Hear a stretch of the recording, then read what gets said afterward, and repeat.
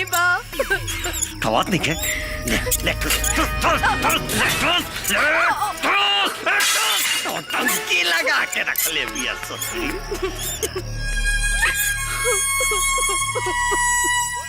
पता नहीं हमार बिटिया का खा तो ये खाना ऐसा खाना, अरे ऐसा खाना तो हमनी के घर के कुत्ता बिल्ली खाइल तो दूर सूंघे भी ना। बुझाइल? अब जा और हमने के लिए एक पनीर बटर मसाला, दाल मखनी, जीरा राइस और 4 रुमाली रोटी लेके जल्दी आवा। चुप, ये जंगल है। तोलन का बाप ना यहाँ पे कोनो 5 स्टार होटल ना खोल ले होंगे। ये जॉन मिलल बा ना, चुपचाप से खा। ये खाना हमने के कबो न खाई, खुदे खा लो। हाँ तो हमने तो खाई ले जाई, हाँ? और खियाओ भी जाई।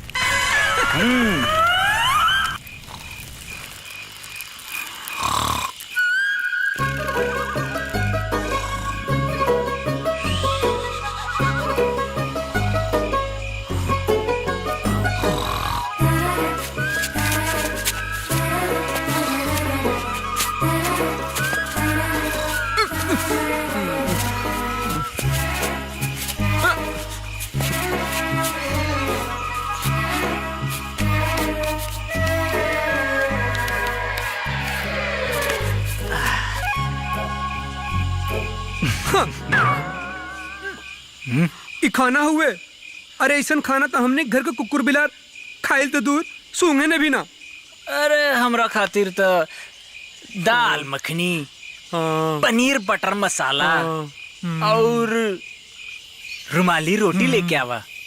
भूख बड़ी चीज होले भैया, आगे मनवा खीर न खाए और पीछे आके दोना चाटे।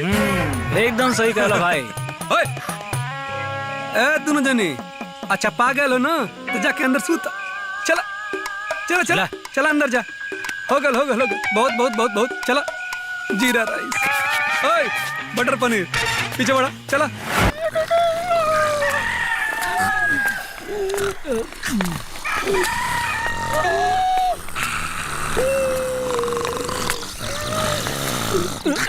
एक गटारी पानी लेके आओ तो तनी।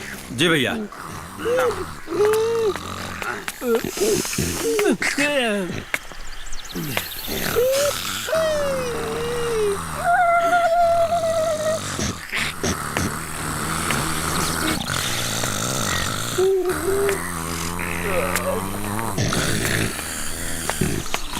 घोड़ा बेच के सुतल वाले सा।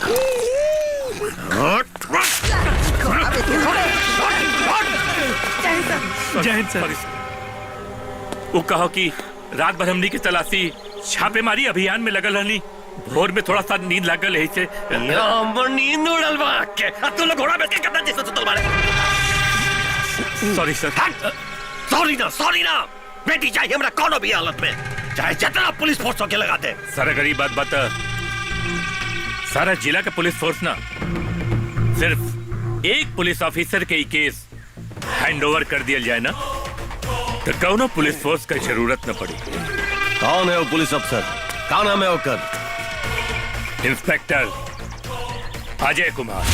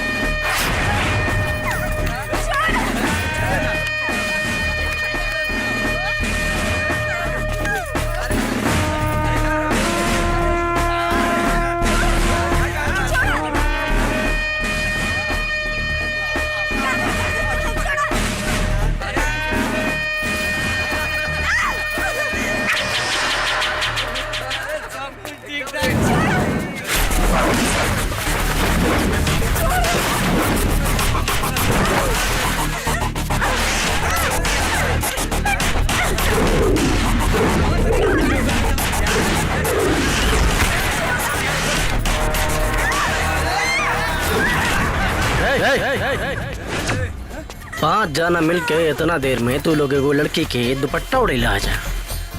धिक्कार बा तू लोग के मर्दानगी पे यार। आवा और कुछ उतारे के बा मिल के उतार लिहल जाओ। पर हमारे एगो शर्त बा। का? नंबर पहला हमार रही।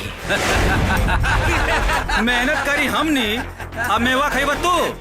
के हवा तू?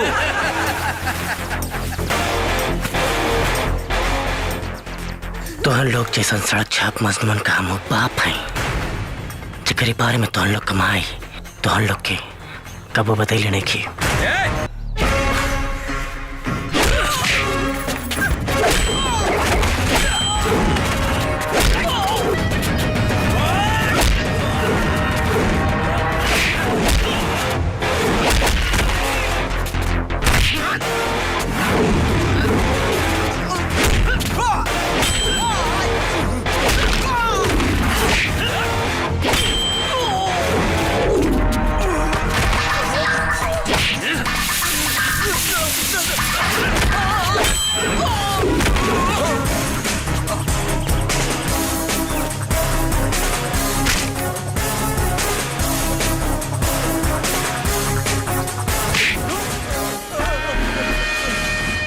साले हमार खून का गर्मी तो दूर, पेशाब का गर्मी भी बर्दाश्त करे लायक नहीं खसा।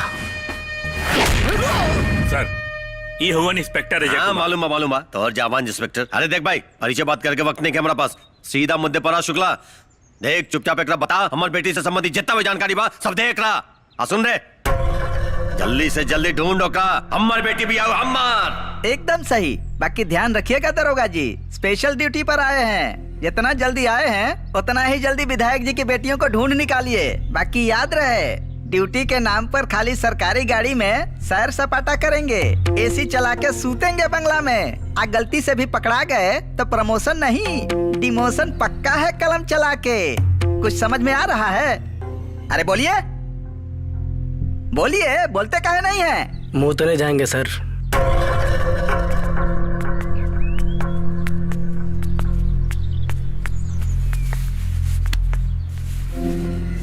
जाइए भीतर जाइए।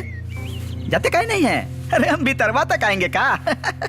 और याद रखिएगा, ये विधायक जी का प्राइवेट टॉयलेट है, सरकारी नहीं। फ्लश उलस का वो चलाए हैं कि नहीं? कमोडुआ पर पैर रख के मत बैठ जाइएगा, नहीं तो विधायक जी आप ही से साफ करवाएंगे।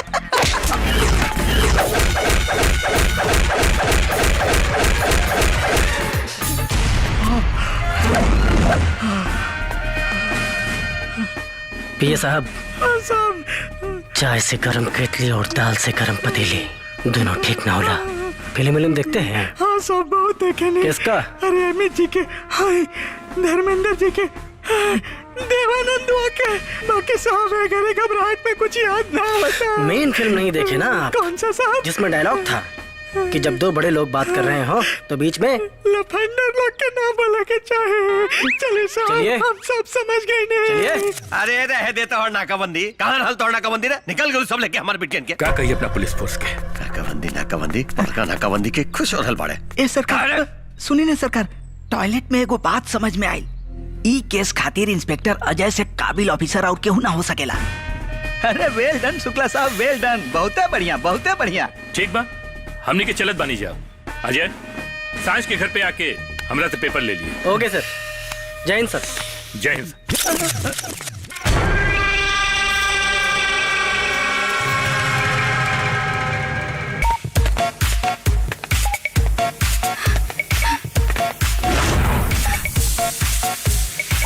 हेलो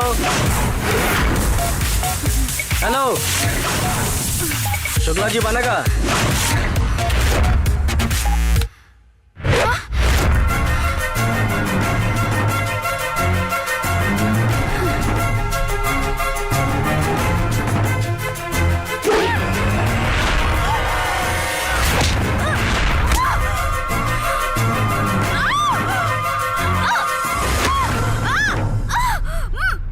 साल भर गोधने को डलू का। शुक्ला जी कहाँ बना?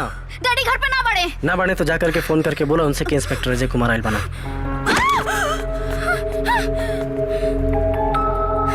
Hello daddy. हाँ बेटा। कोनो अजय नाम के इंस्पेक्टर घर में आइल बा रउआ से मिले खातिर। ठीक बा बेटा, बैठावा उनका के, है कुछ चाय कॉफी पिला दा, हम आवत नहीं। जी डैडी।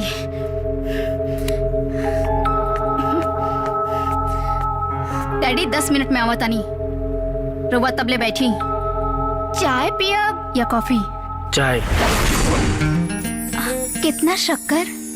2 चम्मच।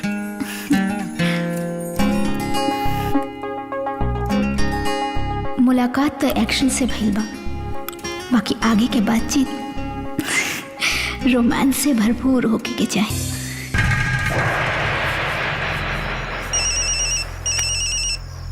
केकर फोन रे कटारी? भैया नया नंबर बा। लाता तो नहीं ली।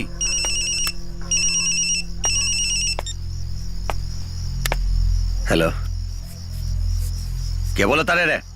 हम के बोलत हई, ई बात जानल जरूरी नहीं है विधायक।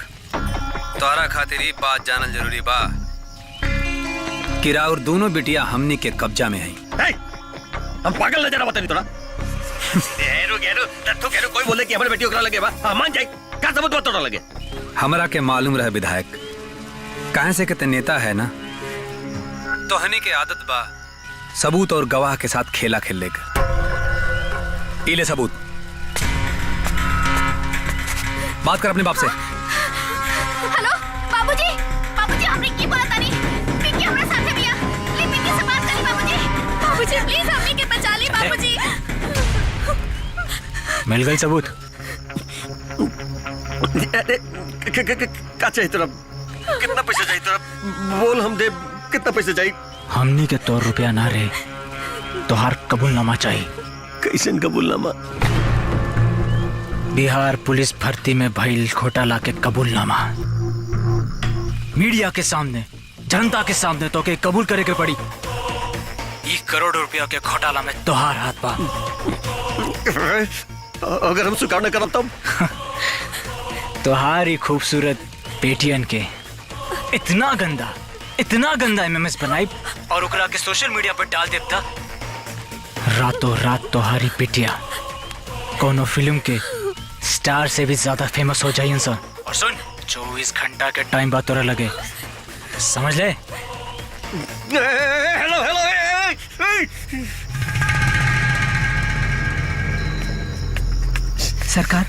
सरकार बातचीत से पता लागल है कि अपहरणकर्तन के ही फोन रहल। ससुरा कितना नकदी मांगत रहले सन?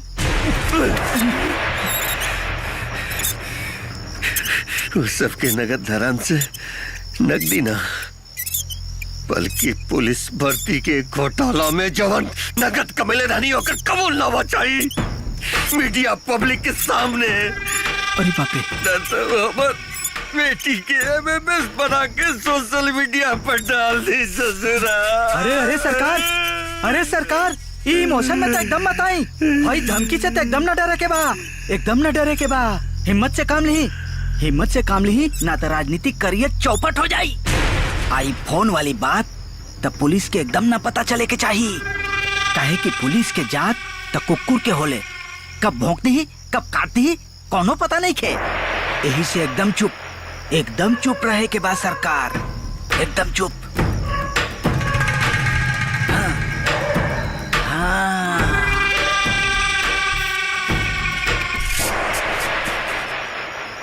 और तिवारी जी? जी सरकार। कितना साल हो गया आपको इस थाने में? सर यही कोई 4-5 साल हो गया होगा।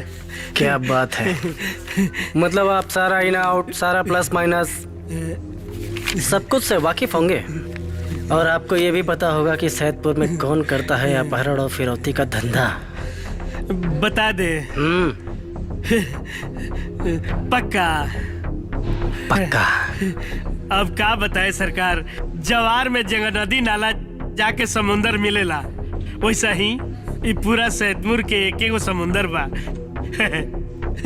नगद नारायण सरकार। वाह, तो आपके कहने का मतलब है कि नगद नारायण ने अपनी बेटियों का अपहरण करा लिया और बुला लिया हमको उसके इन्वेस्टिगेशन के लिए? ना, ये हम कहाँ कहतनी सरकार। खैर छोड़िए, आप लोगों का कहाँ तक पहुँचा है सर्च अभियान? सर अभी नदी और जंगल बाकी है, पूरा सैदपुर तो छान मारे हैं।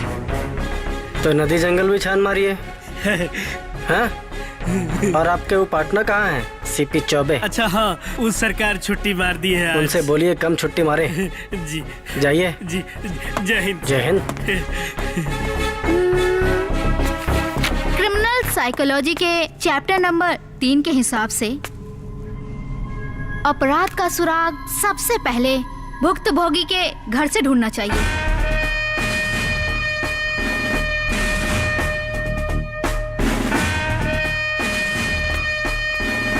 जय हिंद सर।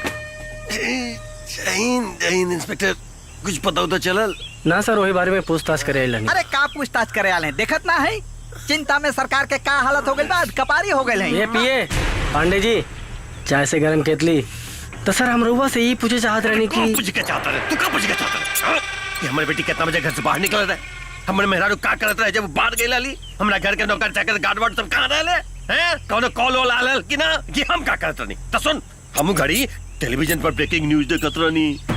हमर मेहरारू किचन में जाकर खाना बनावत रहनी। घर के नौकर चाकर गार्ड वार्ड सब बाहर गए लालो छुट्टी पर। कौन फोन उनको ऑनलाइन लाले? समझ में आयल बात कि और बताई डिटेल में। बड़ा स्पेशल अफसर बन के आइल बारे। सवाल जवाब हमरा से करत रहे। चल जो आओ जाए जाए चलो। ए चलो दबाओ। अच्छा तो दबाओ जी।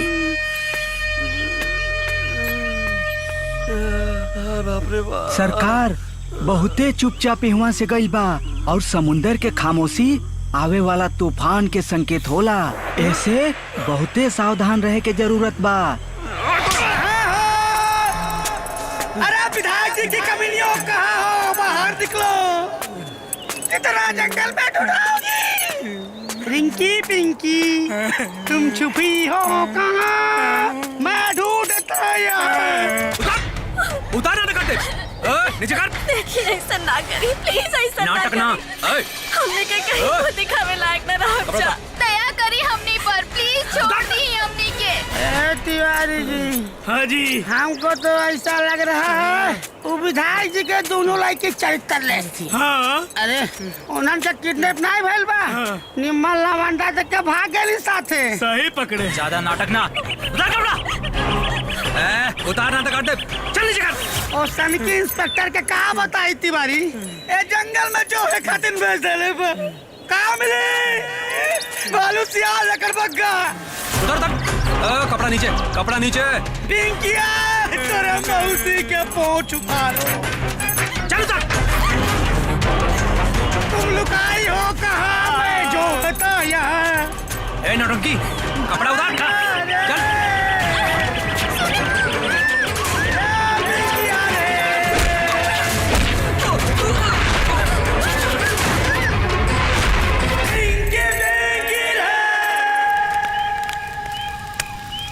आज तक एमएमएस ना बन पाई।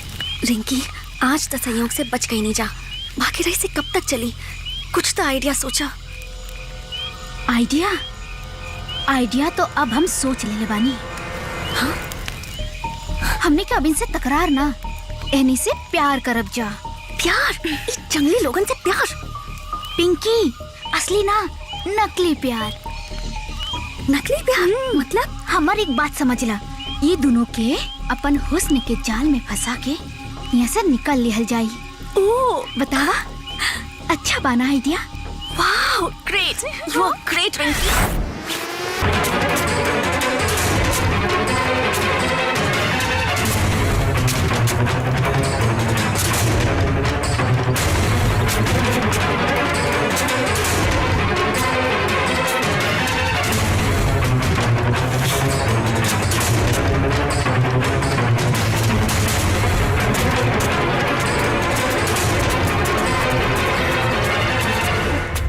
चल रिंकी।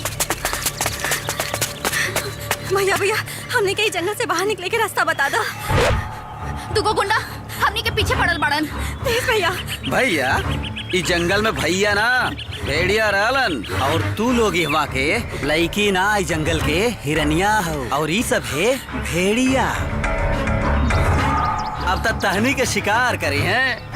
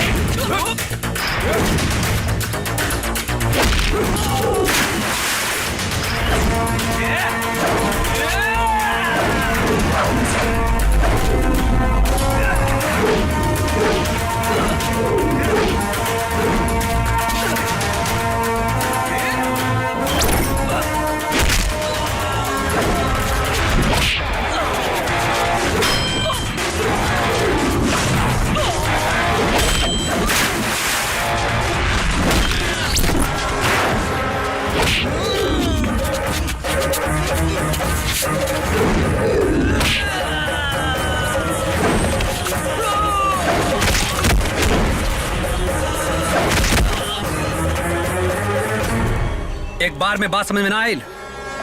कितनी बार समझौनी कि जंगल है, जंगल में पेड़ पर चील कौवा कबूतर तो नीचे भेड़िया घूमलन सा।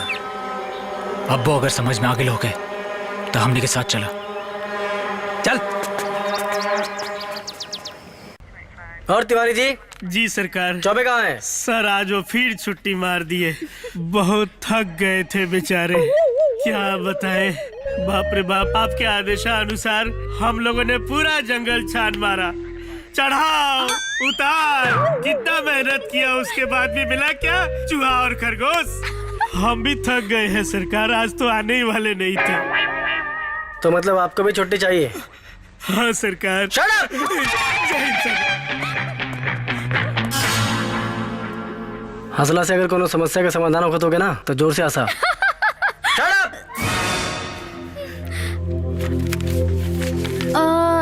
क्रिमिनल साइकोलॉजी के चैप्टर नंबर 51 के हिसाब से अगर कोई पीड़ित परिवार अपराधी के डर से सच नहीं बोल रहा तो हमें उनके घर के नौकर चाकर से पूछताछ करनी चाहिए।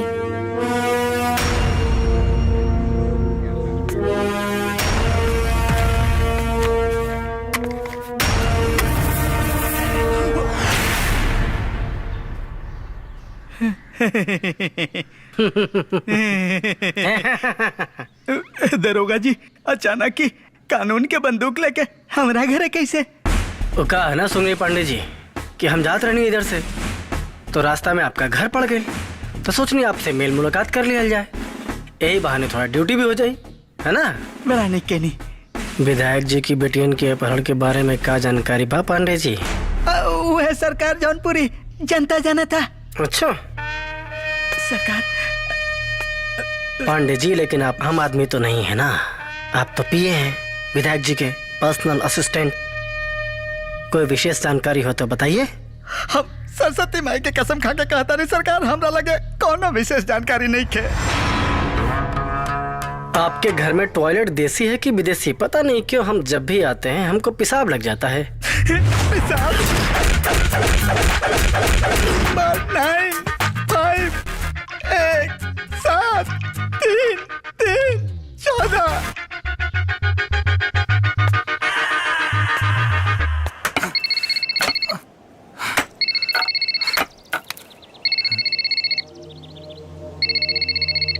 दो मिनट से ज्यादा मत बतियाइए, ना तो लोकेशन ट्रेस हो जाए।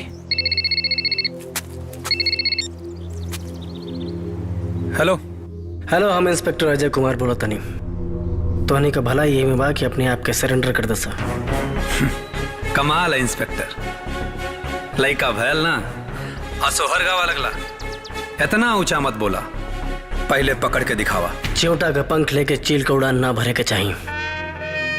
वैसे भी पुलिस की गोली में इतना लोहा होला कि अगर एक बार भी ठोक देने ना तो जिंदगी भर बॉडी में आयरन का कमी ना होई। इस उथली बम वाली धमकी क्यों और की दिया? कहे से कि छोटा अपराधी कानून से डराला, बड़ा अपराधियन से कानून डराला, और हमने जैसन अपराधियन से पूरा ब्रह्मांड डराला। यही लिए विधायक के समझा दिया कि हमने के बात मान ले। देख, एगो बहुत पुरान कहावत है, पुलिस का ना तो दोस्ती अच्छा ना दुश्मनी। तोहनी से दोस्ती के सवाल तो पैदा नहीं किया होगा, लेकिन दुश्मनी तोहनी का जरूर मोल ले बड़ा सा। यही से सलाह देते नहीं कि अपने आप के सरेंडर कर दसा, नहीं तो अगर हम पकड़नी ना तो ये ब्रह्मांड के बनावे वाला ब्रह्मा भी सोचे पे मजबूर हो जाइए कि तोहनी के उहे बने ले रहना या के हुआ। और अगर ऐसा बात है तो हम तोहरा के चैलेंज करता नहीं, हमनी के तोहरी आंखी के सामने से निकल जाई हत्तू हमनी का कुछ ना उखाड़ पाई बा, समझला? चला bye, time over. Time over ना बेटा, टाइम शुरू। कहें कि duty time, I like crime.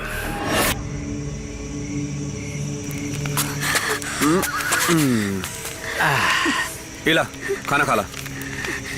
अरे लाना। अरे खाना का भाई? एकरा तो बुखार बा। अब का हुई भाई? बुखार है, हम डॉक्टर के लेके आवता नहीं। नाम? सर शनि। सनी देओल। का प्रॉब्लम है बाबू? 2 दिन से बुखार आवा था डॉक्टर साहब। बुखार आवता? जी डॉक्टर साहब। नींद ना आवेला का? नहीं डॉक्टर साहब। नींद में भचुआ के उठ जाला? जी डॉक्टर साहब।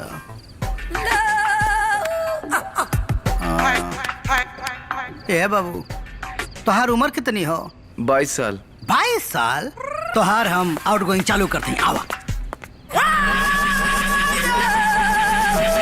अरे ससुराई डॉक्टर हा एकरा त नवाबी से होगा। आज तक डिस्चार्ज कर देला होत। माऊगा शादी के दूसरे दिन लेकर मैं हालू भाग जाई। भाग चौनार कहीं। डॉक्टर साहब। अरे का प्रॉब्लम है बाबू? सर मौका कुछ कहला का? नहीं डॉक्टर साहब, बात यह है कि इलाज कराओ के बाद। इलाज? हाँ। ए बाबू, तारा के देख के तो लागत इलाज हमारा करावे के पड़ी। हमारा इलाज कर दानो डॉक्टर साहब। हाँ। बाहर इलाज करो। अच्छा, लेकिन अगर पहले हाँ तो के हमारी बात माने के पड़ी। बताई ना। बताई? हाँ।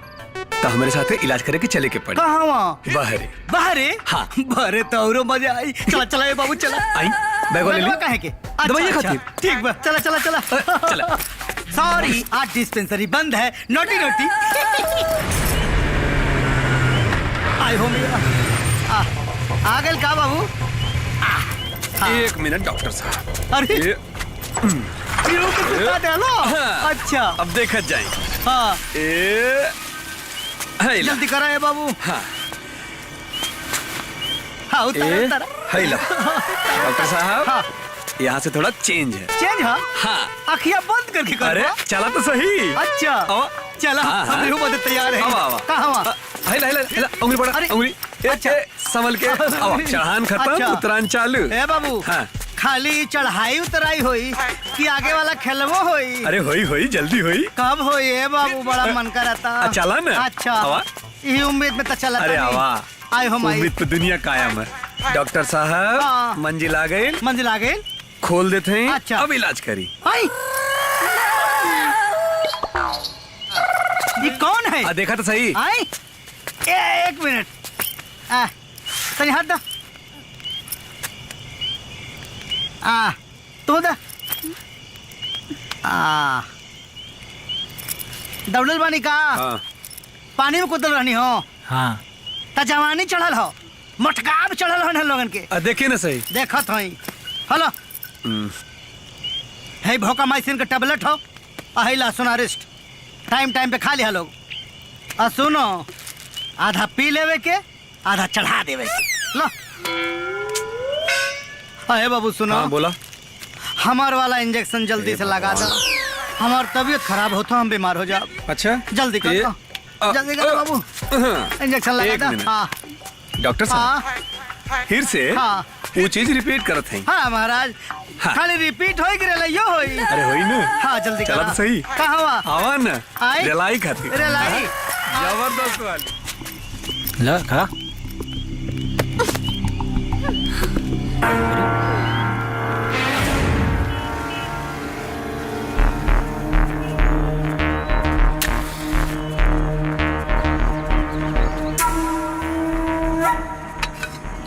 सिगरेट पीना सेहत के लिए हानिकारक होता है।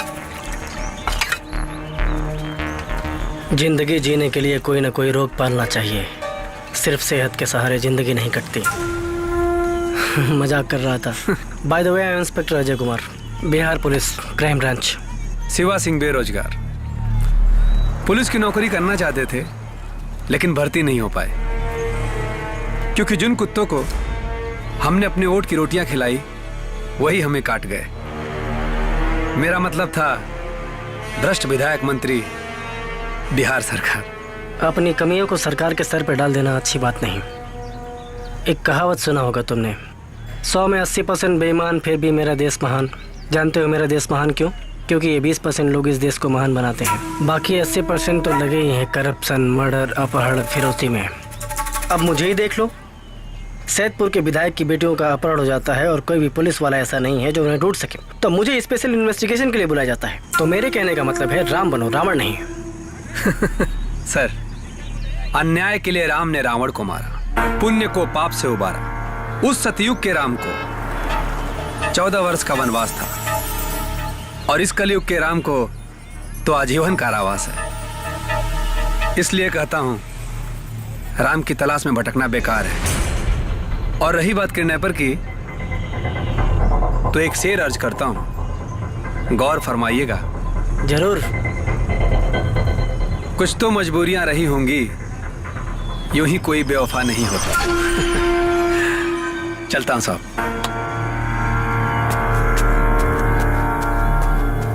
दाढ़ी बनवा लेता हूँ। आज तिवरिया फिर लगा मार दिया। हाँ सर, जब रउआ लेतानी तो वो नहीं लेगा। अरे बुर्बक, जो हम करेंगे वो भी करेगा। है बाबू, क्यों बड़का बा? हम ही बड़का बानी। हम साहब के बात करते नहीं। हाँ, एक जनी बाड़े बड़का नया नया स्पेशल ड्यूटी पे आयल बाड़े। हमके साहब के देवे के बा, उनके बुलावा नहीं के देवे के बा। कांटा लगल बा के ना दे, जबरदस्ती का चल रहा है। कौन है ये? सलाम साहब। ये साहब हैं? यह साहब नमस्ते। साहब हमके आपको कुछ देवे के बा। क्या ये? साहब हमके आपके कुछ देवे के बा। अरे साहब, हम तब से मांगा थी, हमके ना देता। दिया दी साहब। सब गलत समझे तुम्हें, तो चुप रहो। साहब हमके आपके पीछे से देवे के बा। हम क्या पीछे से मतलब साहब, ये ले। क्या ये? साहब वो विधायक का दूल्हे की किडनैप भैल बने नु, तब यह मुस्टंडा कैले बा।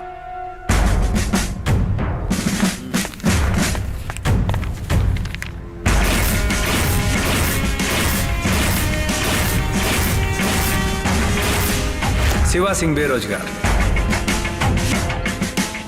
यूं ही कोई बेवफा नहीं होता। हमारा क्लिनिक में आई रहे, कहत रहे चला तो पीछे से कर दे। हमके ले गए जंगल में 17 किलोमीटर दूर शहर से। वहाँ ले जाके दो लेकिन का इलाज करौले सो और फिर हमारा के धक्का मार के भगा देले सो। पहुंचा सकते हो वहाँ पे? जगह तो ना देखले हई, आँख में पट्टी बदले रहल हो, बाकी जगह सूंघ ले बानी। हाँ, हमारा आँख पे पट्टी बांध दे बानू, हम सूंघत पहुँच जाए। रिंकी, यहाँ से कैसे छूटल जाए? बहुत हो गए इन्होंने का इलाज, अब इन्होंने के बाप का इलाज करे के पड़ी। इन्होंने के बाप के इलाज इन्होंने के एमएमएस से हुई।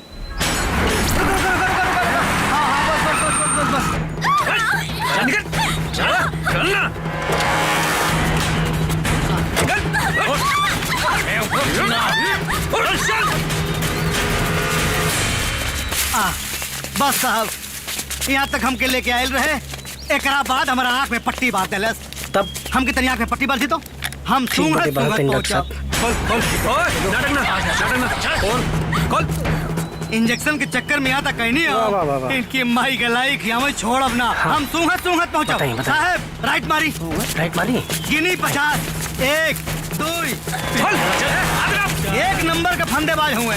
दो लेकिन का हाथ बदले हो। अच्छा। हाँ, हमके लागा तो कुछ गलत करत हो। 47, 48, 49, 50। बस ए बाबू, आगे ढलान लौकता, हाथ पट्टी खोल दो।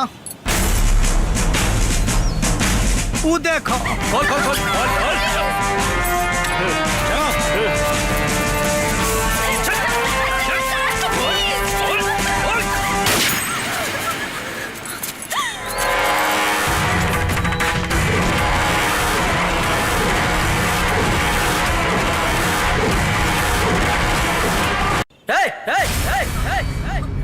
बंद कर सारी शूटिंग, नहीं तो हम शूटिंग चालू करें ना तो आँखियां ना यमराज के दरबार में खुली।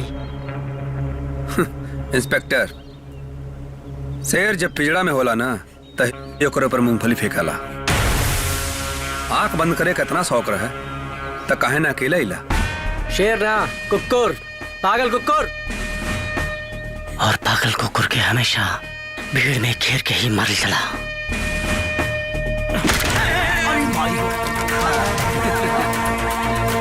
हे इंस्पेक्टर, मान लेने जा हमने को कुकुर है, पागल कुकुर है। लेकिन अगर ये पागल कुकुर गलती से ही कोई काट लेला सा ना तो डोरी में 14 इंजेक्शन लेवे के पड़ी। और अगर इंजेक्शन लेला के बाद भी ओकर असर ना गईल तो जिंदगी भर भौंक भौंक के मरे के पड़ी। अब ज्यादा डायलॉग बजे ना, अपने आदमियों से कह दा कौनो हरकत करे के जरूरत नहीं है, ना तो हमने की हरकत भाई ना तो लेकिन के भेजा सर से बाहर आ जाए।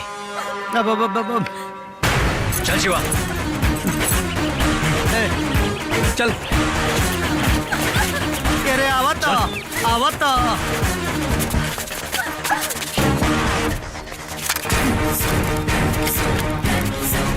हाय ना अच्छा यहाँ। ठीक बा। सुना हाँ इन्होंने साथ एमएमएस ना। हाँ अब तोहरो बनी। आई हो भैया। अब पूरा बनी। अरे बाप रे। चल चल ये दरोगा साहब कहाँ लाके फंसैलो? अरे माई हो धक से बोला तो करे जवा फाट गई। लागे तो चरित्र प्रमाण पत्र बन गई। इज्जत गई हमारे बाबू। तिवारी जी। सर जी। नगद नारायण जी।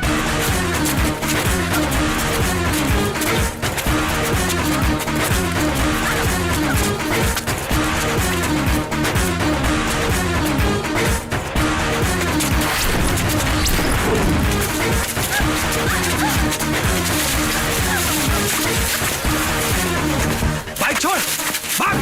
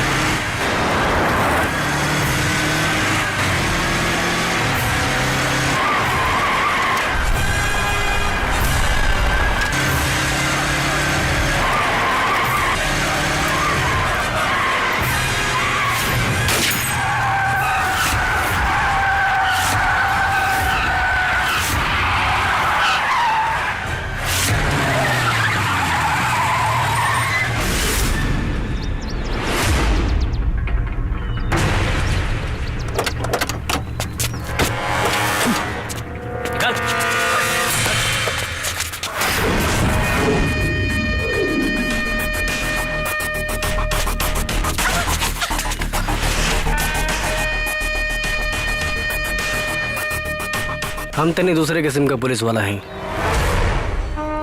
सरकारी और गैर सरकारी दोनों पिस्तौल रखी ना हम। कहें कि duty time I like crime. मजा आई।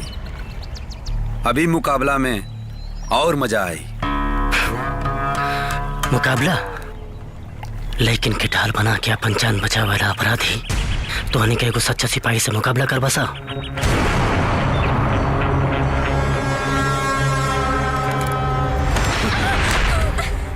ला हट गई ढाल। और हाँ इंस्पेक्टर, ये मुकाबला हमनी से ना सिर्फ हमरा से करके दिखावा। हमार वादा बा तोहरा से, बीच में विजय ना आई।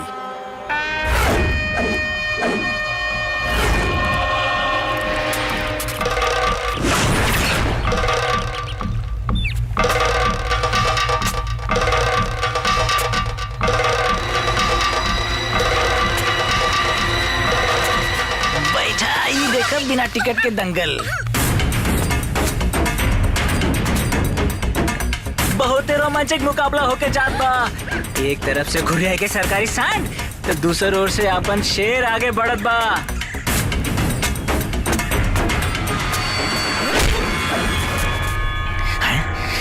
इका सरकारी सांड के आते ही हमला। अरे समला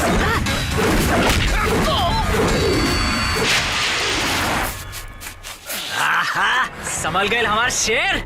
जिया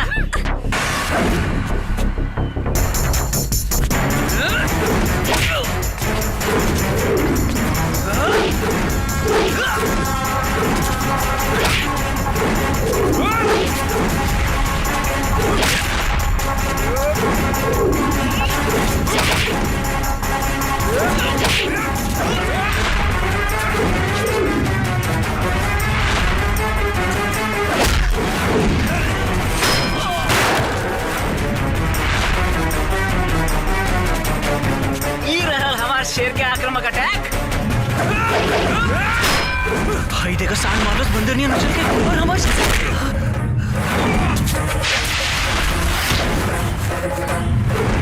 सरकारी सांड की लात पड़ गई हमारे शेर की।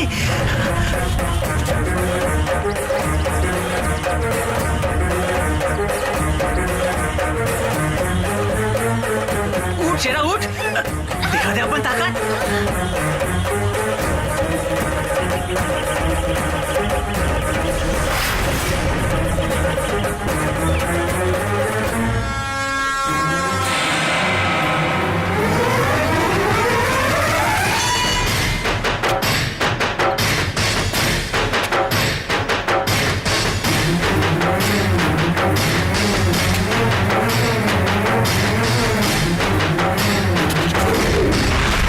शेर और सांड के हवा में टकराव।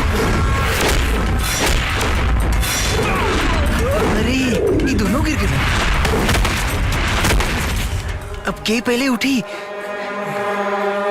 उठ शेरा, अरे उठ रे। एका सांड उठ गए। अरे उठ शेरा, हमारा शेर भी उठ गए। अभी शेर और सांड दोनों उठ के फिर से गिर गए। एका दोनों तरफ से घुसा के बौछार। शेरा मार जिया। वाह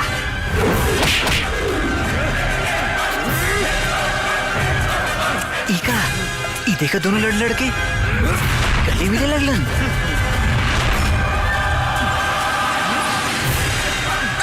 छोड़ हमनी के।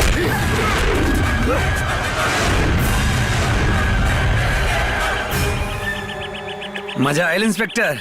मजा ना अपराधीन के हम सजा देनी। हार मान ला। जुर्म की कोख से ऐसा कोनो अपराधी पैदा ना भइल जौन इंस्पेक्टर अजय के हरा सके। इंस्पेक्टर बार बार अपराधी ना, यहाँ दर्द होला। हाँ तो लोग तो देशभक्त हो जना। अपराध फिरौती ये सब देशभक्त लोगों का काम है। दरअसल में दोस्त हम लोग का नहीं खे, दोस्त हम लोग की माँ बाप का बा। तो हम लोग के परवरिश ऐसा के लिए बा। इंस्पेक्टर कहाँ पता बता हो रहा है हमारा परवरिश के बारे में? हमारा माँ बाप के बारे में कुछ पता नहीं के तो क्या इंस्पेक्टर? कुछ पता नहीं के तो क्या? अगर तू एक सच्चा सिपाही बाड़ा ना तो हमनियों के इस देश के सच्चा नागरिक बनी जा। अरे सच्चा नागरिक का अपहरण करेला है? विधायक के लड़के का अपहरण करके तो लोगों के धमकी देता रह जाके तो क्या पुलिस में भर्ती हो गए के बाद? अगर तुम बातों अपनी काबिलियत पर पुलिस में भर्ती होकर दिखाओ जा। इंस्पेक्टर अपने काबिलियत के दम पे हम और हमारे दोस्त पुलिस मैदान में भर्ती खातिर गए नहीं जा। अगर दिल में कुछ रहल ना तो देशभक्ति का भावना, और आखिर में कुछ रहल तब माई बाबूजी का सपना। On your mark, get set, go.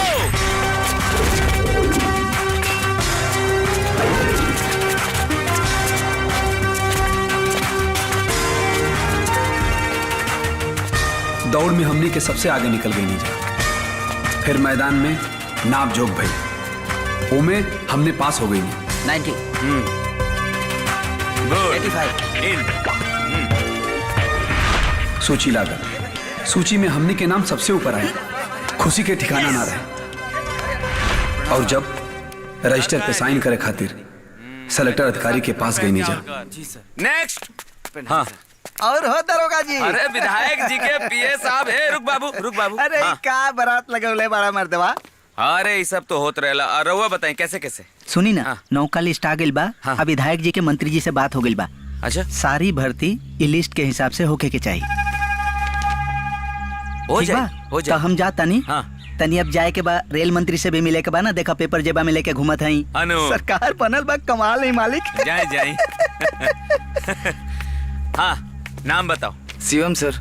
Shivam ji. Out. Next. नाम शिवा। शिवा एक minute let me check first. Shiva out. Next. नाम विजय कुमार आउट। चलो बेचन राम साइन करो। चलो नेक्स्ट। इका है सर। एक मिनट। योग्यता लिस्ट में तो हमनी के नाम रहा। हाँ वो सबसे ऊपर है। अच्छा हाँ योग्यता लिस्ट में तहनी दोनों के नाम सबसे ऊपर रहे, ये तो बिल्कुल सही बात बा। लेकिन पैसवा वाला लिस्ट में तहनी दोनों के नाम ना रहे, यही से न कहनी हाँ कि गेट हमरा के कानून मत सिखाओ, गेट आउट।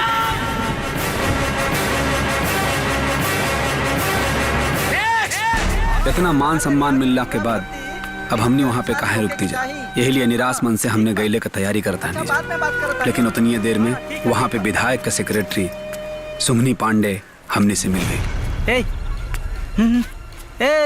हेने वजह हेने आवा भर्ती हो के आइल लजा का?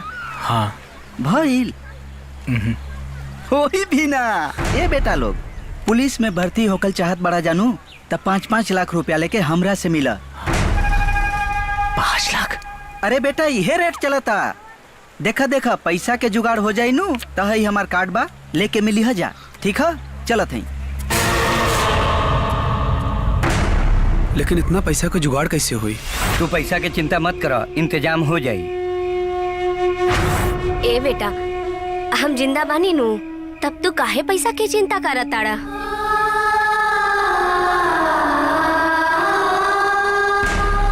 कुछ दिन बाद पैसा लेके हमनी के सुमनी पांडे के घरे गई नहीं जा। अरे नमस्ते। आ गेला तू लोग? जी पांडे जी। हाँ, बहुत बढ़िया बहुत बढ़िया। लक्ष्मीनिया के ना ले जा। है ना पांडे जी? लियाल बानी जाना। पांडे जी एक बार गिन लेती। अरे कोनो जरूरत नहीं खे, ओजन से पता लाग जाला। अच्छा अब तू लोग ना घरे जा, चिंता मत कर जा। तू लोग के काम हो जाई, हमें पैसा विधायक जी के लगे पहुंचा दे। 1 हफ्ता बाद नई लिस्ट निकलल, लेकिन लिस्ट में हमने के नाम ही ना रहल। नाम तभी के फौरन हमने के सुमनी पांडे के पास आई नहीं जा। लेकिन वो दिन हमने के विधायक नगद नारायण के घर पे मिलल। इका पांडे जी दूसर की लिस्ट में भी हमने के नाम लिखे ना। वो काबिल की बाद में रेट बढ़ गई नू तो 10 लाख वालन के हो गई। तो विधायक जी से हमने के पैसा लौटा दी। हाँ पैसा तो बेटा डूब गई। डूब गई कैसे? अरे कैसे का बेटा, बहुत लोग के डूबल बा। जौ के साथे घुनो पिसाइल आ तोनी लोग के भी डूब गई। अब निकले यहाँ से।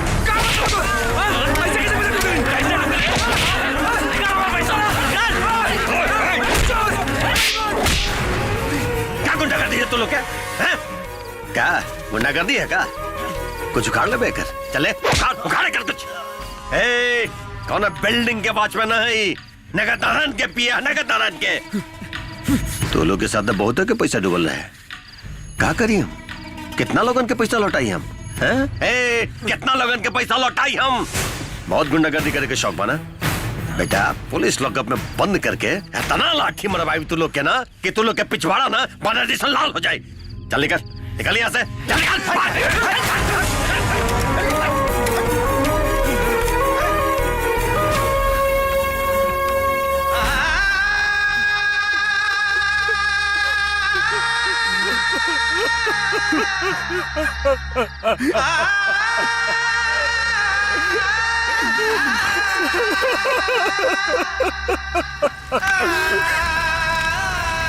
ये खबर सुन के हमारे बाबूजी आत्महत्या कर लेना। काहे कि जिए खातिर अब उनका आँखी में ना कोनो सपना बचल रहे और ना ही रहे खातिर जमीन जायदाद। सब कुछ तो बेच बाज के हमारा भविष्य की जुआ खेल चुकल रहना। अभी शिवा के बाबूजी के चिता के आग ठंडा भी ना भइल रहे कि खबर मिलल कि हमार माई अस्पताल में भर्ती बा। हम फौरन अस्पताल में पहुंचनी। डॉक्टर साहब का भइल हमारा माई के? सॉरी, हम आपकी माँ को नहीं बचा सके। उन्होंने अपनी किडनी किसी को बेच दी थी। मरने से पहले ये लेटर उन्होंने आपके लिए छोड़ा है।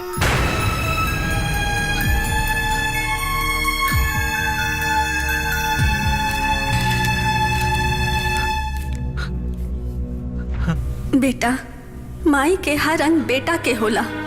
बेटा के सपना से बड़ा माई खातिर कुछ ना होला। तोर माई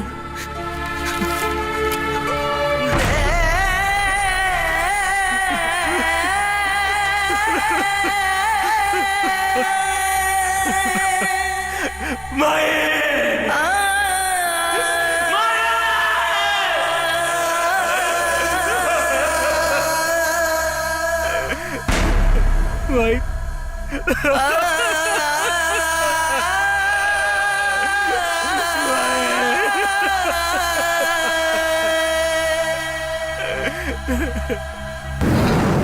विधायक खातिर 5 लाख रुपया कागज के नोट रहे, पर हमरा खातिर वो हमरा माई के जीवन रहे। हमार माई अपन किडनी बेच के हमरा के वो पैसा देले रहे, अपन किडनी बेच के। हाँ इंस्पेक्टर, वो 5 लाख सिर्फ कागज का नोट ना रहा, हमरे बाबूजी का सपना रहा जो उनकी टूट गई।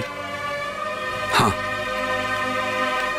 हमने हरले के बावजूद भी बाकी लोगन जैसन आत्महत्या ना कहनी जा, बल्कि ये सिस्टम और नगन नारायण जैसन विधायक से बदला लेवे खातिर कसम खा लानी जा। देखा तो लोग के लड़ाई सही बा, लेकिन लड़ाई लड़े का तरीका गलत बा।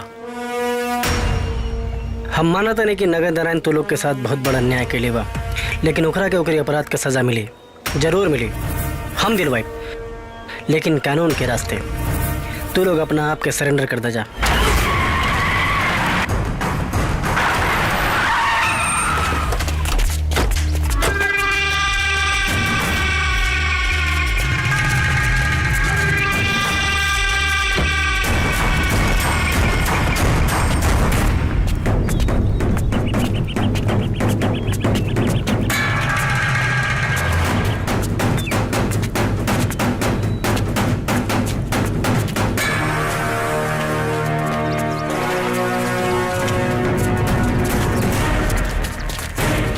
जय हिंद सर।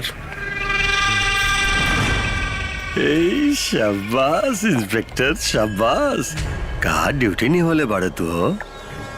एक काम करते तेरा इनाम दे देते है? इंस्पेक्टर से सीधा एसपी। ठीक रही ना? ठीक रही। बहुत बढ़िया ड्यूटी नहीं होले तू है।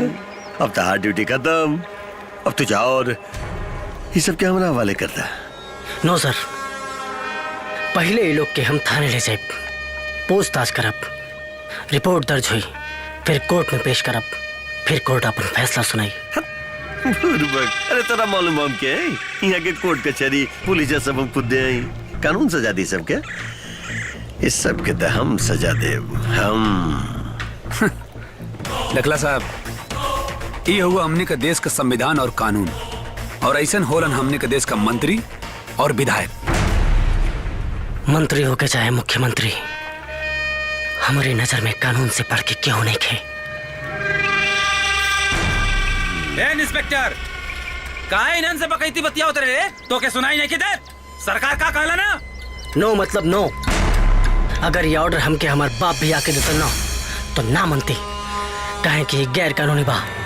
असुन, पुलिस को विधायक मंत्री के अंडर काम ना करेला, कानून के अंडर काम करेला। कानून कानून कानून बोल के दिमाग क्या क्या रख दे ले बा। रख तारे कानून से तारे के ठुकमारदा नहीं है। लगाने निशाना लगा इस ससुरा पे। जय हिंद साहब। बाबूजी, अब रउआ हमनी के बात सुनी। अगर रउआ गलत ना है तो कानून के सामना करी, ऐसे पावर के गलत इस्तेमाल ना करी। हाँ बाबूजी, अगर आप हमनी के बात ना मननी तो हमनी के खुद के गोली मार ले जा। बाप रे बाप, अरे का हो गए हमरा बेटी के। हे बेटा, ये दोनों के साथ रहते रहते ना तो दोनों के भी दिमाग खराब हो गया बा। एक काम करा, घरे चला दिमाग सही कर दो, बंदूक दे दो। रुके बाबूजी, जबले आप गुनाह कबूल ना करब तबले हम घरे ना आइब। नगद नारायण, शक्ति और विजय के इंसाफ हम दिलवा के रहब। तरीका कानूनी होके चाहे गैर कानूनी। चलो भागा।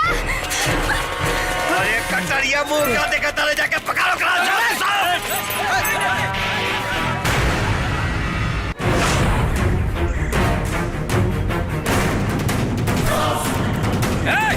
भागत कहाँ बढ़े? आज सोनी के ना छोड़ो जाई।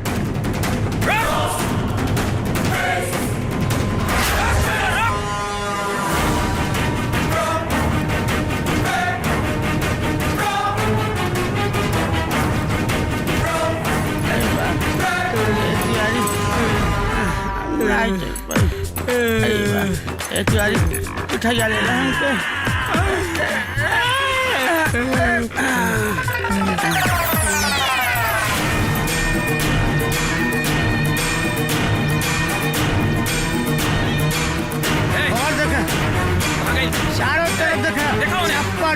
छान मारा ओकर छोड़वा।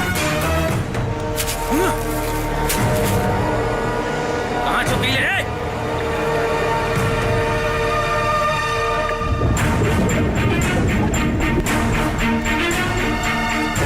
अरे कौना बिल में छुपा गई रे? निकाल बाहर। आज तोहनी के ना बच पाई बे। इला तू भी सांस ला।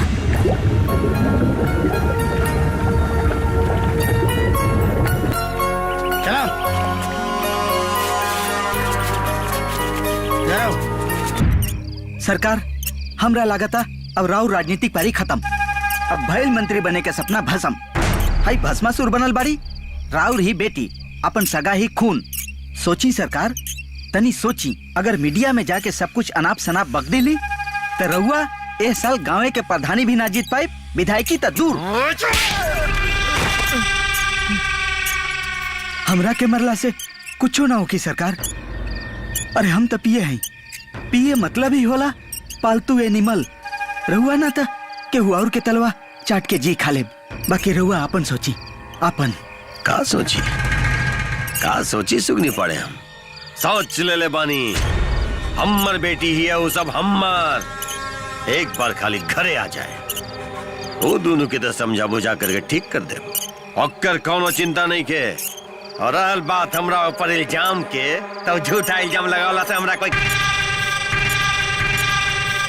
कोर्ट मीडिया के फालतू बकई थी ना, बल्कि ठोस सबूत मांगे ले। हमरा खिलाफ केकरो पास ठोस सबूत माने, बाकी केकरो पास। तू एक काम कर, प्रेस कॉन्फ्रेंस बुला, फिर देख तो ही नगद नारायण के गंजा खोपड़ी के चमत्कार।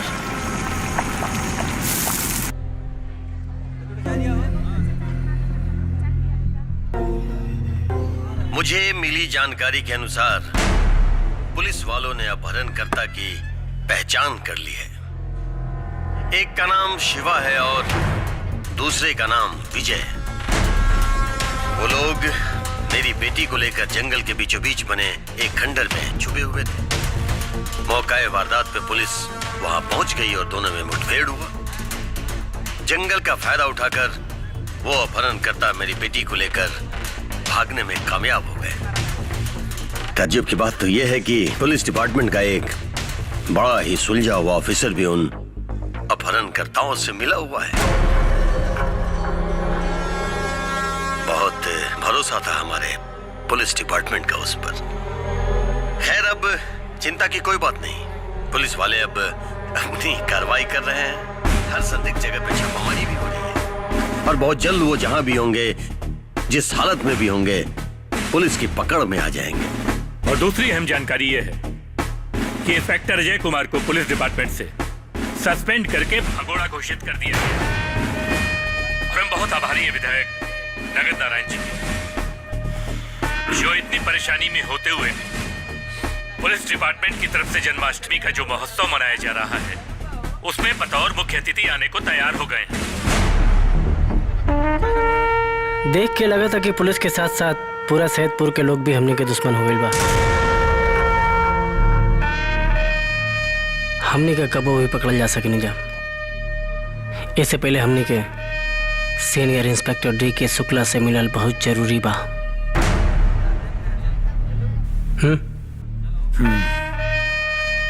जय श्री कृष्णा।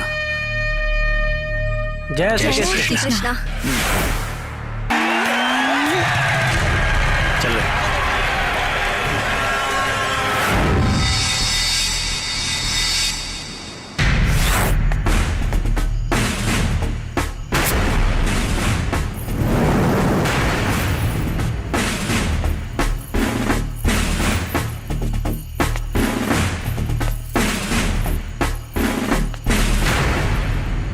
जय हिंद सर। गौरवशाली शब्द तोला मुंह से शोभा नहीं खे देत। शर्म आए के चाहिए तो के एक पुलिस ऑफिसर होके ये अपराधियन के साथ दे रहल बल हैं? ई कोनो अपराधी नहीं खन सर। अपराधी नगद नारायण सिंह बा। चुप रह तू। कोनो बकवास करे का जरूरत नहीं खे।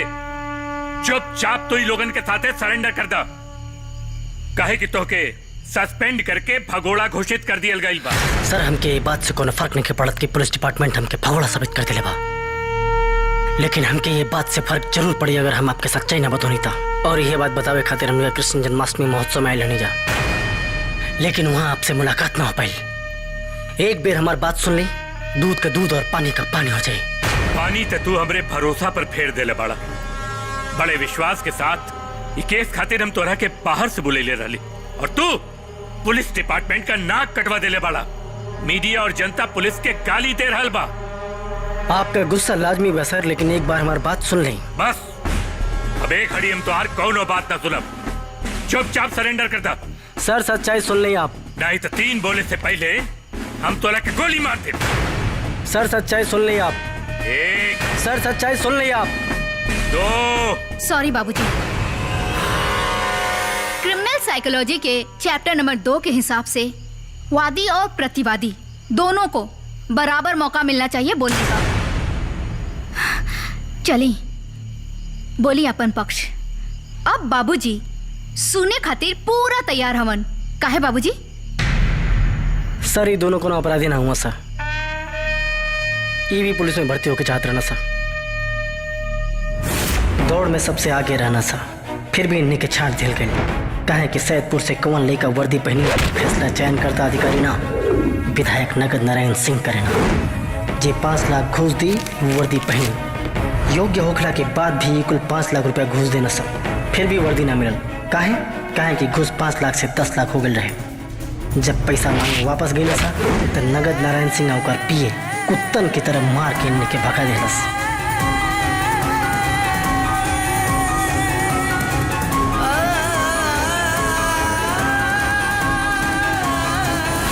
वर्दी की जगह इन्हीं के मिलल इन्हीं की माई बाप का मौत।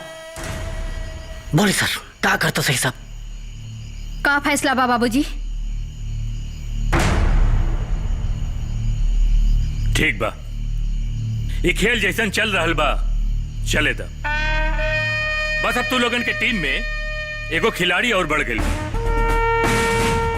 बतावा हमरा के का करे के बा? अब करे के बा का सर? सर छुपावे खातिर जगह चाहिए। कहे कि पूरा पुलिस डिपार्टमेंट और नगद नारायण का आदमी हमने के कुत्तन की तरह ढूंढा था साहब।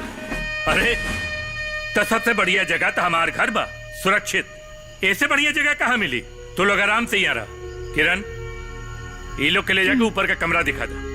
जा जा लोग। अब विधायक नगद नारायण के जेल के सलाखन के पीछे पहुंचा के हम रिटायर होगा। ये रहल आप लोगन के कमरा।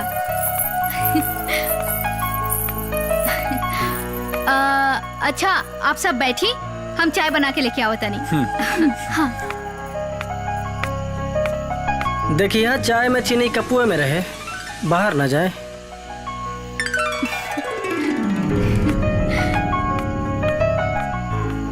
हमने की वजह से तौलन की बहुत तकलीफ उठाव के पड़ गई।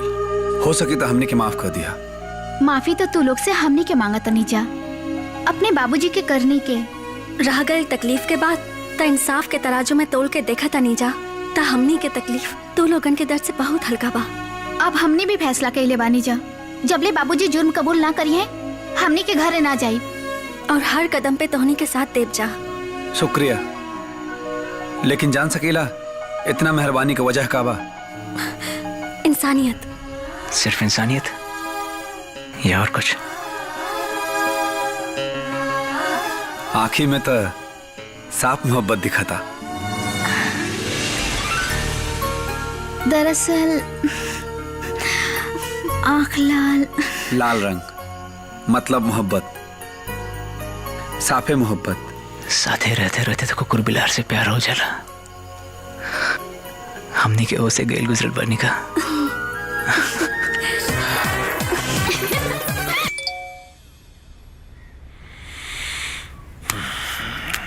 भैया जी मैसेज।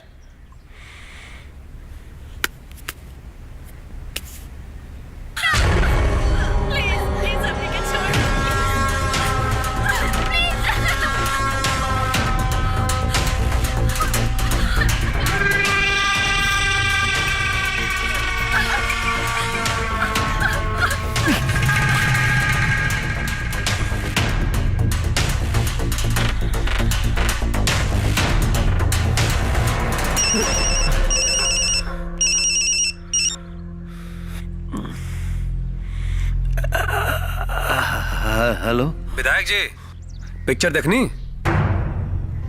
तू बाप होगा यही हमारे पिक्चर के सेंसर करके भेज ले बानी बाकी पूरी पिक्चर हमनी के मोबाइल में बा और मेन बात यार हम तोहरा से बात करता नहीं और हमारा अंगुली जवन है बटन पे बा बटन दबल तब विदाउट सेंसर वाली पिक्चर जौने में ऊ आ मतलब समझ जा ओकरा साथे रिलीज हो जाई हमरे कहले का मतलब ये है ई पिक्चर के हिट होए खातिर दशहरा और होली की जरूरत नहीं खे ई फेसबुक और व्हाट्सएप पे सुपर डुपर हिट हो जाई तो का कहत हो शर्त मंजूर बा मंजूर बा हमरा मंजूर बा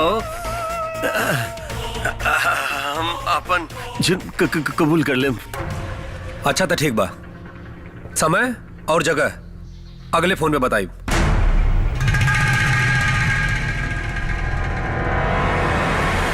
कहा कहलन बाबूजी? का कही है मान गई ना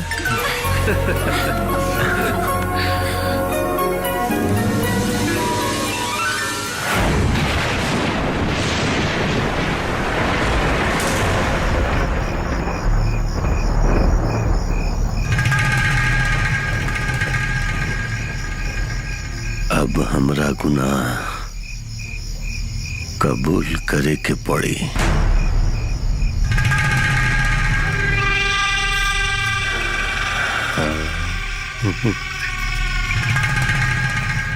अरे किरण बिटिया चाय ली आवा जल्दी। जी डैडी। अरे अरे बापा अरे अरे बापा अरे अरे बापा विधायक जी ई क्या करता नहीं और ई का हाल बनाने ले बनी? अरे हमरा से हाल मत पूछिए शुक्ला जी बस ही पूछी कि अभी तक हम जिंदा काहे बानी। अरे ऐसा क्या हो गल लड़की सब मिल जाइए सर। अरे रुकी रुकी रुकी देखिए अपना आगे से देखिए कहा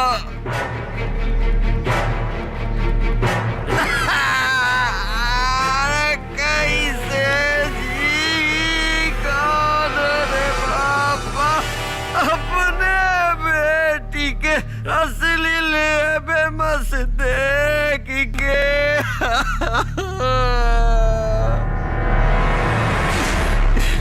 शुक्ला जी हाँ ऐसे हम फैसला कर ले बानी अपहरणकर्ता से समझौता कर ले ई त बहुत अच्छा सोच ले बानी बहुत ही अच्छा सोच ले बानी।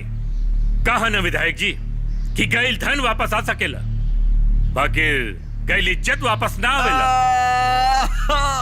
क्या बात कर देनी शुक्ला जी इतना बढ़िया बात ये बात पे तो हमरा याद आ गेल भौजाई के हाथ के ऊंचाई उनकर सुंदर सुंदर मुस्कान कितना इज्जत करत रहनी वो हमरा के आपके मेहरारू पत्नी भाभी जी स्वर्गवासी भाभी जी देखी ना मोबाइल में उनकर फोटो भी बा देखी कितना मुस्कुराता रही देखी ना देखी देखी वीडियो में देखी कितना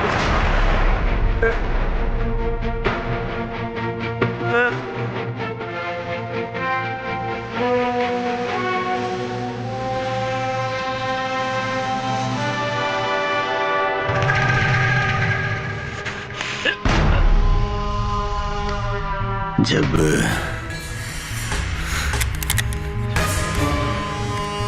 गगरिये में रहे छेद तो फिर पनिया कैसे भराई है शुक्ला जी? बुलाई बुलाई वो सब चुभन के बाहर बोली निकले ए चूहेदानी से बाहर निकल जाए चूहे बुलाई।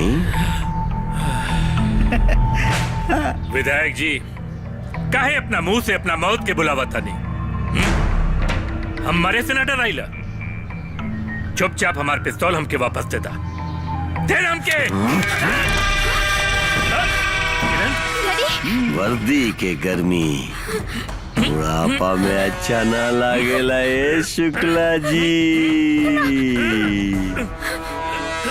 गुड़िया रानी बिटिया रानी परियों की नगरी से एक दिन राजकुंवर जी आएंगे। शुक्ला जी और सिंघम, sit down boy।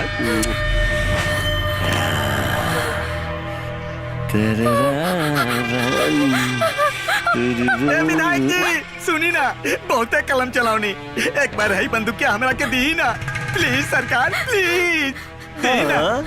दे दी। ओकरे मौका दे देती शुक्ला जी। आजा baby baby baby baby baby baby बे ले होशियारी से मरिए। टारगेट टारगेट निशाना झुके के न जाए। एक से लगाओ निशाना। अरे पागल, कौन काम के नहीं के तू? सरकार लगातार चश्मा के नंबर बढ़ गए। चल एक बार और। रुकी रुकी सरकार, अब निशाना लगी।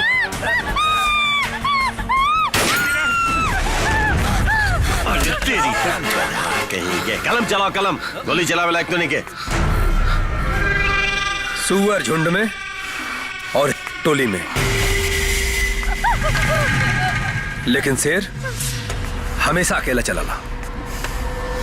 कब वो शेर जैसे चल के देख नगद नारायण। अरे भांडा तो फूट गई। कृष्ण जन्माष्टमी, राधा रानी और साथ में हमर दोनों बेटी सयानी। खूब तू लोग घुमैले हमरा। नगद नारायण, कानून के अपना हाथ में मतलब केहू के ढाल बना के कुछ देर तक कानून के मजबूर कईल जा सकेला, लेकिन उसे जीतल ना जा सकेला। अपन गुनाह कबूल कर ला, कबूल कर ला अपन गुनाह। Smart boy, bank bank. अरे सरकार ये का कहीं नहीं जोश में, कानून के रखवाला के ही मार देनी। अरे FIR दर्ज हो जाएगी। बैल बुद्धि विंध्याचल, अरे इतने बुद्धि रही तेरा तो हमारा जगह पे तू खड़ा रहते हैं। सुन, FIR बनी लेकिन FIR का होई देख। दूगो कानून से भागल मुजरिम, एगो कानून के रखवाला, ये तीनों मिल के आयल रहे शुक्ला के पास आपन बात मनवावे जोर जबरदस्ती से। ओकरा बाद भी शुक्ला ना मानल तो बड़ा बेरहमी से ही लोग शुक्ला के कत्ल कर देलस। देख देख इतफाकन वही समय पे हमनी भी आ गई नहीं। ये तीनों मिलके हमनी के साथ भी जबरदस्ती कैलस, लेकिन इस ससुरा सब हमनियों के भी ना छोड़लस, हमनियों से उलझ गए। और ये उलझन में हमर सबसे खास आदमी कटारी ओकरा के अरे बाप रे। भइल असल FIR। भइल FIR, समझ ले बाबू। तू लोग से भी हिसाब किताब करब। हाँ चल, इस सब का भी ले चलते नहीं अपना अड्डा पे, कुछ हिसाब किताब कइल जाए। चल रहे बेटिया हमार, चल चल ले संभाल इस सबके।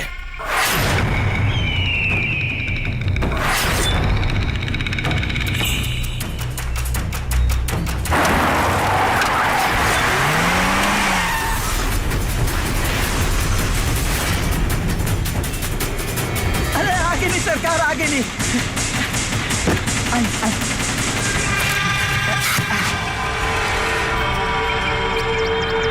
प्रणाम सरकार।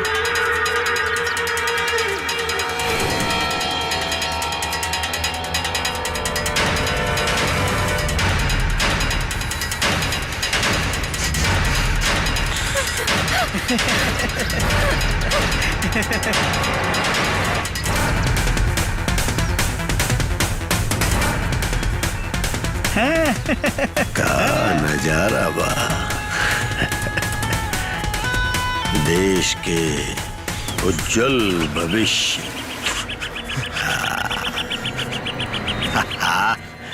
भूतपूर्व इंस्पेक्टर अजय कुमार।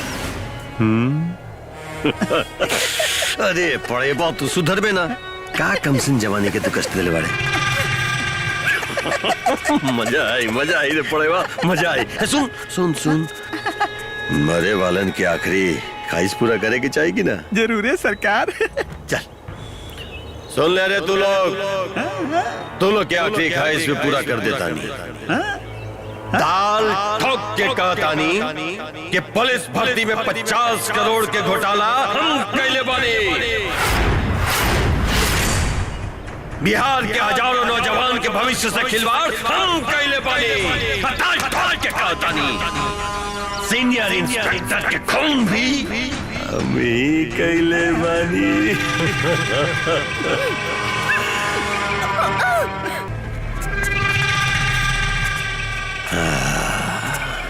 देश के उज्जवल भविष्य। अजाइल अरे ये सब के तो मारे के बढ़ले बा, लेकिन आसान मौत ना, प्यार से धीरे धीरे तड़पा तड़पा के मारी सबके। तब तक हम जाकर के मीडिया में ही सबके मौत के खबर देख के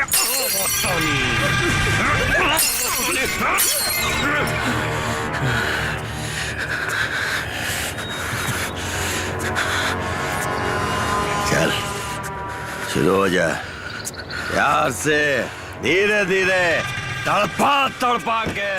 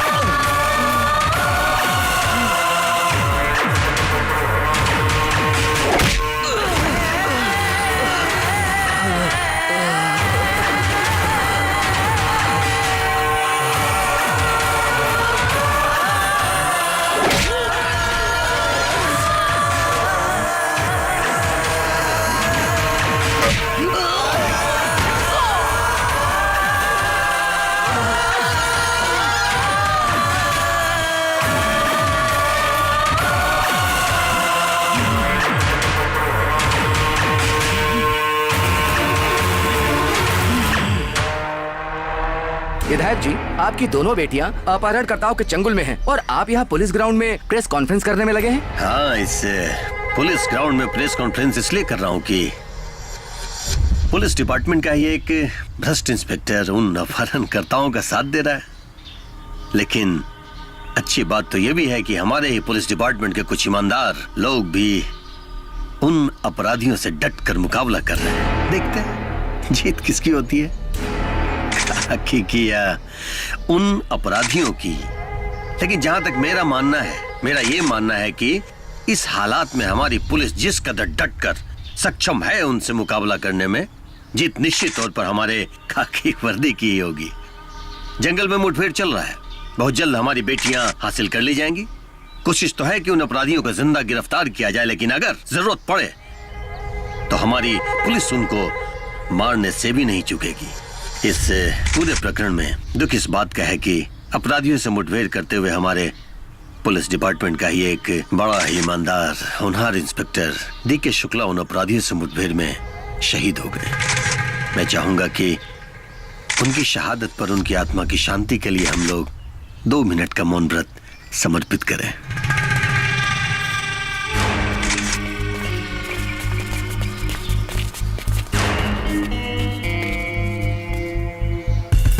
नगद नारायण, नगद नारायण, नगद नारायण।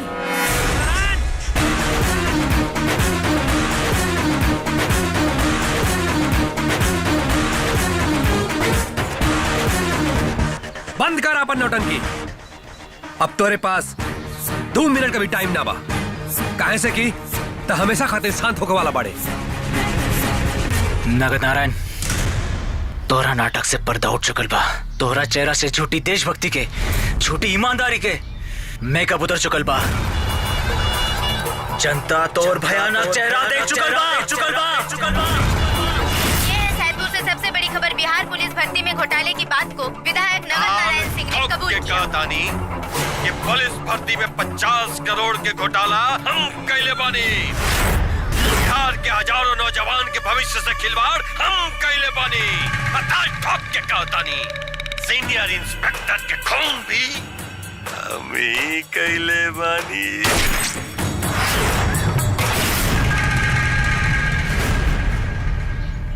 अपन दिमाग पर ज्यादा जोर मत लगाओ नगद नारायण। अब हम बताओ तानी कि ई कैसे भइल। जब ते हमरा घरे आइले तब भी हम समझ गईनी कि ते कोनो नेक इरादा लेके ना आइल बड़े। यही से चाय लेके आवे से पहले हम अपना पास एक छोटा सा वीडियो कैमरा सेट करके रख ले रहनी, जौना में हमरा घर से लेके तोहर ठिकाना तक पूरा वारदात रिकॉर्ड हो गई। अब का सोचता रे कि हमनी के वहां से छुटनी कैसे? अरे बेवकूफ, लोमड़ी कौवा से रोटी छीन सकेले लेकिन शेर से होकर शिकार ना। वैसे ही तोर प्रिय पिए जो उनकी समय स्वर्गवासी हो चुकल बाड़न, वो नहीं के होशियारी के दरवाजा से तोरा तक पहुंचले का रास्ता मिलल है। का हो बचवा? पुलिस में भर्ती होके रहनु? पुलिस में ये देखा, सिपाही नंबर 2 झूला था। सिपाही नंबर 2 सारे पुलिस में तो भर्ती ना हो सकला जा।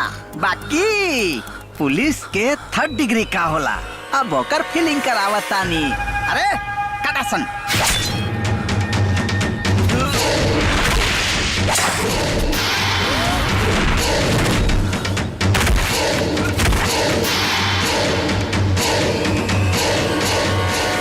रे, तो राम नाम सच हो गए का? उठ, उठ।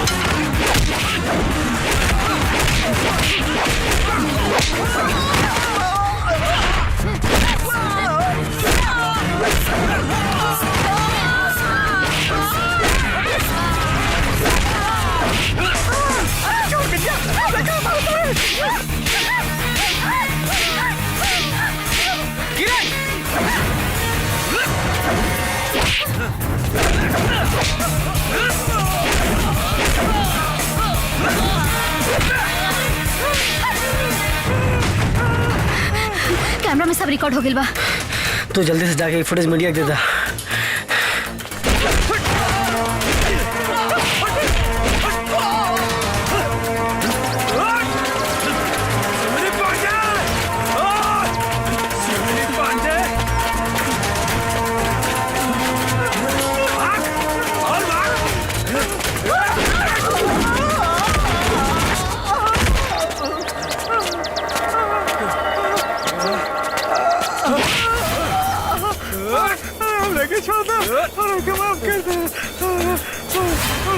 कर दो। मैं तो कैसे नहीं कि वो सब विदाई कर दो। अरे बेटा, अरे बेटा, हमें माफ कर दो। ए बच्चों, छोड़ दो, हम सरकारी काम। सोनी पांडे, तोरा जीवन के सूर्यास्त के साथ अब बिहार का नया सूर्योदय हुई। और हाँ, अब तोरे ऐसा राहु केतु की जरूरत नहीं खे, काहे से की ते ग्रहण लगाओ खातिर फिर आ जाइबे। चल। इतना बड़का प्लानिंग, कितना बड़का प्लानिंग तू लोग कैले रे? समझिए न पैनी, लेकिन इससे होई का? हाँ होई? चल बंद कर कैमरा। बंद कर। सुन, अधिक से अधिक हुई 1 महीना के जेल, जेल के बाद फिर बेल, बेल के बाद जनता के सामने वीडियो रिकॉर्डिंग को हुई फॉरेंसिक जांच पे करब घोटाला, घोटाला के बाद अदालत से बाइज्जत बरी, ओकरा बाद चुनाव लड़ब, लड़ने के बाद भारी मत से जीतब, और जीतला के बाद विधायक से सीधा बना मुख्यमंत्री। जितना बड़का अपराधी उतना ही बड़का पोस्ट। ये है यहाँ के राजनीति। यही से तब मौका ही ना देवे के बा। लोगन के नौकरी से सस्पेंड करे वाला आज खुद दुनिया से सस्पेंड हुई। है कहे क्या चाहते रे? तू एक विधायक के धमकी देता रे? विधायक के हैं? गोली मार में तू हमरा, ठोक पे तू हमरा, चल ठोक। ला, खेला हथौड़ा से पूछा था कि तू हमरा के ठोकबे? खरबूजा चूरा से पूछा था ते हमरा के कटबे? लकड़ी आग से पूछा था हमरा के जरीबे? अरे तू लोग मुंह का देखा तारे, ठोक दे ससुरा सबके ठोक।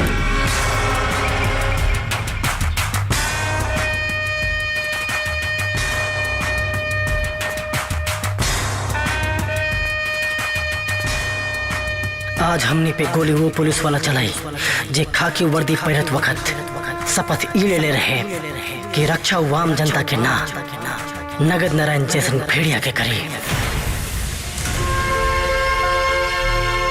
आज गोली हमने पे वो चलाई जे वर्दी पहनत वक्त ही शपथ ले हुई कि वो निष्ठा भाव से संविधान के पालन ना बल्कि एगो भ्रष्ट नेता के आज्ञा का पालन करी।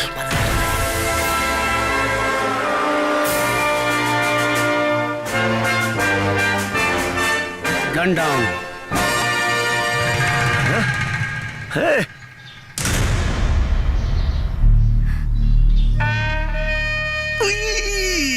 तेरी की कुत्ता आखिर कुत्ते होला, बगत में अपन रंग दिखाइए देला। देख देख अपन रंग दिखा। ठीक काले विधायक जी, हम कुत्ता हैं, बाकी कुत्ता अपन रंग बदल दिया। लेकिन एक बात आपके नहीं मालूम बा कि कुत्ता बहुत वफादार होला। तो हमनी के अपना डिपार्टमेंट के साथ कैसे गद्दारी कर सकता निशान विधायक जी? के सुर में अपन भाईचारा गावे लगा। मिले सुर मेरा तुम्हारा तो सुर बने हम। हे भाई, मन वाली कर में देख, हम सब बुला जाता नहीं, तू सब बुला जो, सब खत्म। देख हमरा चुनाव लड़े के बाद चुनाव लड़ो, ओके बाद जीतो, सीधा मुख्यमंत्री बनाओ, ओके बाद तोरा कोनो पोस्ट दे देता नहीं। कौन सा पोस्ट चाहिए? हाँ, क्राइम ब्रांच के सबसे बड़का इंस्पेक्टर। हे भाई, माफी दे देना। माफी भी मांगबे तो लालच देखे हैं? अरे माफी मांग बता उन्ने से मांग जेकर माई बाप सब खा गए तो। अदई में कौन सा बड़का बात है? मांग लेती माफी है? और वैसे भी तो सब हमारा दमाद हो, हमारे बेटी से मोहब्बत आ रहता ना, मांग लेती माफी भाई। ए भाई माफ कर दे भाई, दवाजी हमने माफ कर दे भाई, हमने माफ कर दे तू लोग। अरे आप दोनों के देखे तो हमारा पहले ही लागल रहे कि हमारा बेटी खातिर क्योंकि वर आप ही दोनों हो सकिले। बेटिया तो और भी अभी एक संगे करा दे, मालूम बा हमरा। देखा भाई, जवन हो गेल तो हो गेल, का कल जा सकेला। हम बुलागे नहीं, तू बुला जा। अब तू लोग को पुलिस दरोगा ना, सीधा एसपी बनाई हम हैं? वो बिना कोनो लिखा पढ़ी के, बिना परीक्षा के और बिना भाग दौड़ के, सीधा। अच्छा बस फाइनल एसपी कर दे। एसपी तोरा के मालूम है बिहार में हवलदार भर्ती खातिर 1600 मीटर का दौड़ लगाओ के पड़ा। चल तू सिर्फ 100 मीटर का दौड़ लगा के देख, हमने के तोरा के माफ कर दे। 100 मीटर बस बस हाँ बस हाँ तो ये मैं क्या होता नवाज जी बस अभी दौड़ ले इंस्पेक्टर।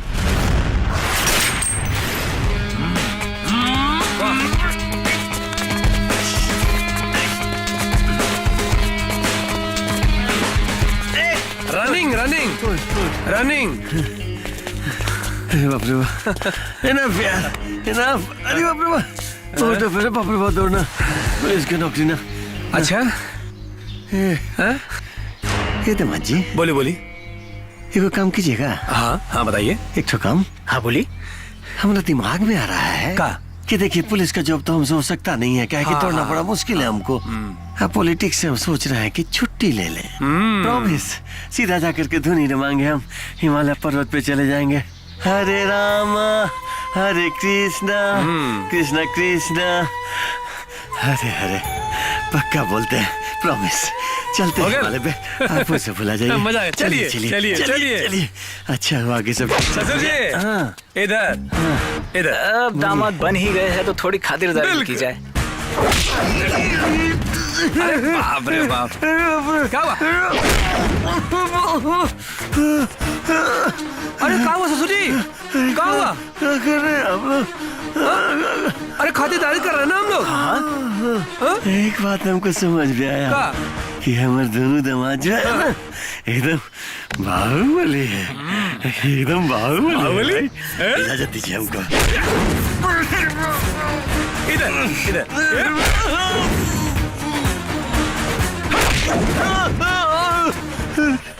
क्या कर रहे हैं आप लोग? क्या हुआ ससुर जी? अरे बोलिए। अरे बाप रे, हाँ ये तो खून निकाल दिया है जी आप लोगों ने हमारा। हाँ खून निकाल दिया। ससुर जी ये खून नहीं है, ये बेईमानी वाला रस है। तो काहे गिरा रहे हैं जमीन पर आप लोग?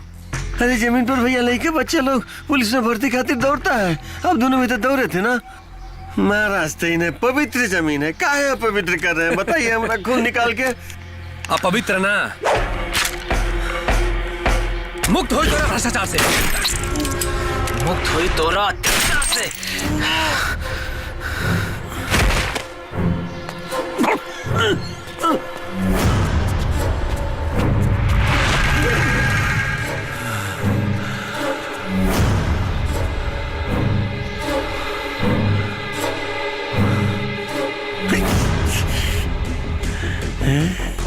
हम तो बच गए भाई। ये दामाद जी,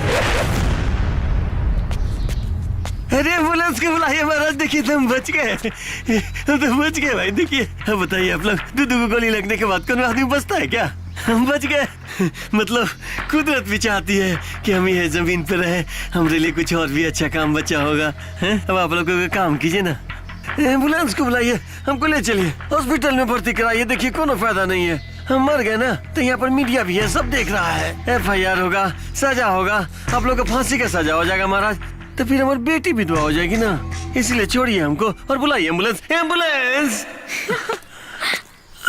विधायक जी आज FIR हम लिखेंगे और उसमें लिखेंगे कि नगर नारायण ने अपने गुनाहों के प्रायश्चित के लिए अपने आप को गोली मार लिया। और मीडिया आज कुछ नहीं देखा, कहीं किसी ने कुछ नहीं देखा।